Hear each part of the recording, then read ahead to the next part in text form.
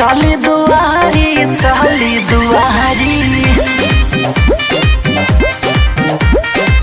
नौ दिन माई घर घर पुजाली काहे नौसाद भैया जन्मा ना डाली ता हो भैया तराई मारता नहीं माच खराब हो गई बाहो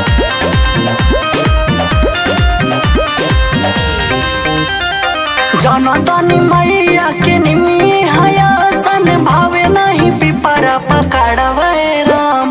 झुलते झुलते जब थक जली मैया करेली निमी के तरवे राम। कहो अमित भैया हाँ माई की आरती ना उतारल जाई का दाई ते आलती उताली दाई ते लदवा हो दाई ते आलती उताली दाई ते लदवा हो दलला दे दात ले माई ते बधवा हो